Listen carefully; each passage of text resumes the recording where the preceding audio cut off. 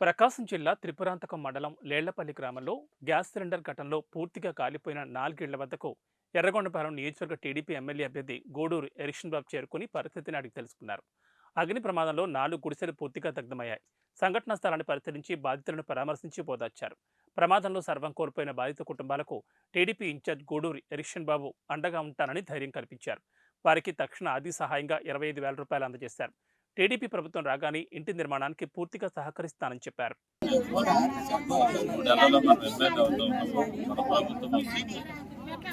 అప్పుడు మన ఇల్లు అన్ని కట్టించి వాళ్ళకి అధికంగా సాయం మనం చేద్దాం.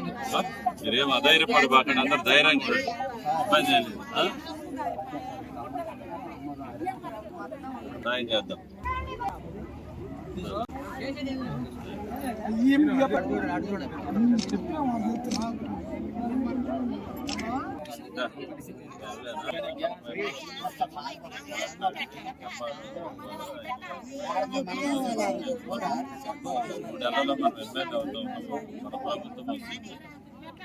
అప్పుడు మన ఇల్లు అన్ని కట్టించి వాళ్ళకి అధికంగా సాయం మనం చేద్దాం.